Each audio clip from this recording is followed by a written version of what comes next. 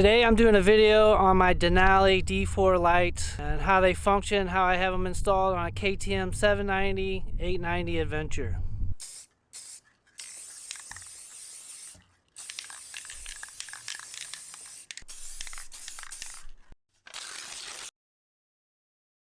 This is what they look like on a KTM 790, 890 Adventure.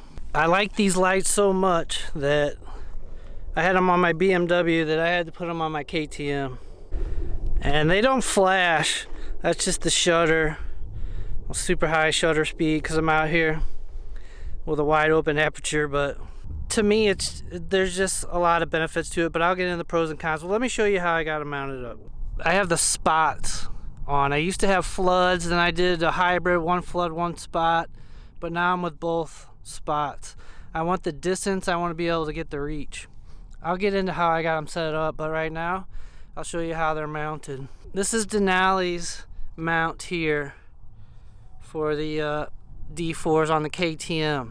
So KTM's got this bar here that runs through and it helps support the headlamp and stuff and the neck, all that. So they mount right to this. You see here there's a little C-ring that goes over there and clamps to that bar. The washers are rusting a little bit, but it's a decent bracket. And then it comes over here, it screws into where these winglets come on here. And I should probably just take these winglets off. And then it comes down here and screws in on the bottom there. And they're totally adjustable. I can rotate them, spin them how I want. There's other manufacturers that make these mounts. I just went with Denali's. They're a little more affordable and they don't stick out real far. See here, they don't stick out past the motorcycle. Let me just show you the wiring. Come off the back here and it runs down. I just wire tied it to the bracket and on the bar from stock KTM bar here. And I just brought it up in here and connected it in there. So I got one for the other side and the one this side, but there's just a lot of jets out here today. But I'll show you the other side here. It just comes up, I got it wire tied right there. And then you can see down in there, it just runs down, wire tied some more. And I run it in there under the neck. That's how I have the wire from there. And then I plug into the wiring harness that Denali gives you. And that's this wiring harness right here. You can see there's two leads that come out of it, right? And I run it right through there. Right through there. And that's under the gas tank. So let me show you how I did it, but I didn't have to take the gas tank off. But I loosened it so I could raise it a little and slip it under there. I'll show you.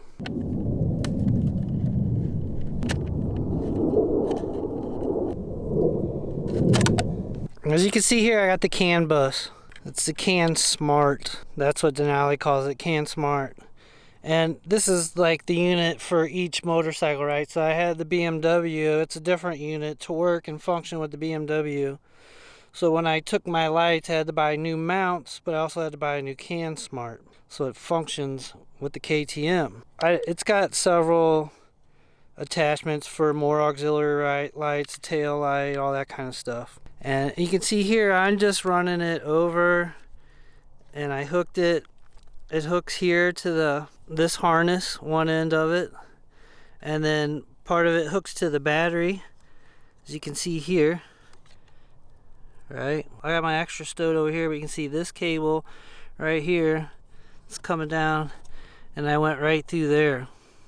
I'm not going to take this panel off, but like I said, I loosened the tank so I could lift it just a little bit, and I slipped it past the frame and the tank right here and came out.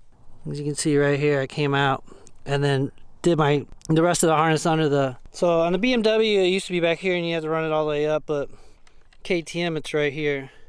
So I'm just kind of stashing this in here so I can just put that cover plate on.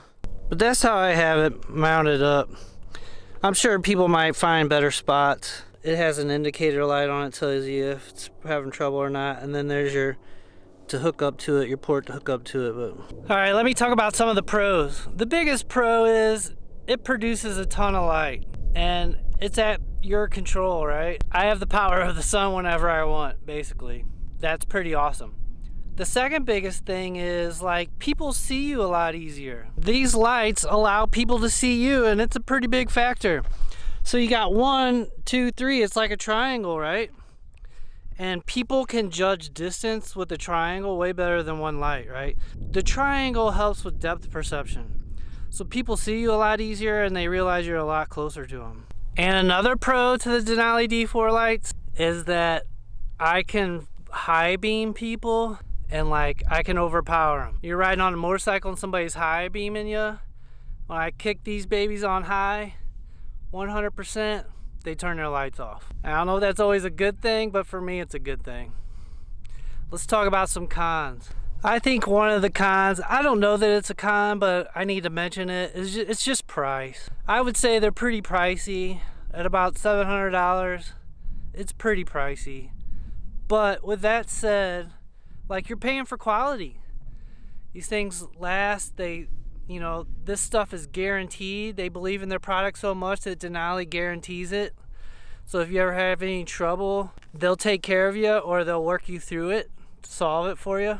You can buy a lot cheaper lights, but they don't have the power and they don't function like they do, and it just, you get what you pay for. If you're paying for like top quality, it's about the same price as Denali. Another con is that all the functions don't work on the 790. It's when I turn my blinker on, it doesn't go out to show the blinker. And they said that's because it's a 790. That's not a problem for me because, like, that's the only feature I lose is, like, it goes out when I turn my blinker on. I don't feel like people don't see me turning. That's probably one of the cons, you know. Probably one of the bigger ones is I'm not getting all the functions out of the 790. They're working with me on that, trying to sort that out.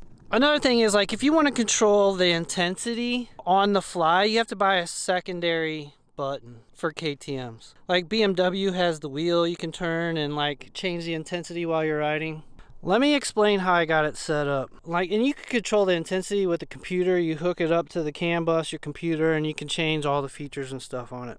The way I run it is I have it at 20% during the day, and then if I flick my high beams on, I get 100%. I turn my high beams off, I go back to 20%. I used to run at 30% and I would get people flicking their lights at me. So I run at 20% all the time. And then if I need power, I just click my high beams, kapow, I'm at 100%. And you could set that all up on the computer through the Cansmart. But I really like them. I really do.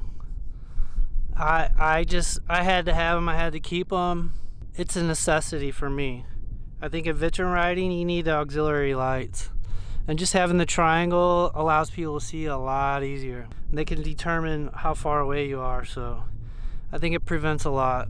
And I don't think it was hard to set up. It's not that bad. And then lining them up, I just pointed at a wall. It's one of those things I have to have. I see a lot of people do other things, but I'll always have auxiliary lights. I say get quality lights. Denali, there's some other ones out there, but you can see here, this is low beam. I turn on high beam. See, it just lights everything up. Okay, that's low beam. I'll show you. Alright.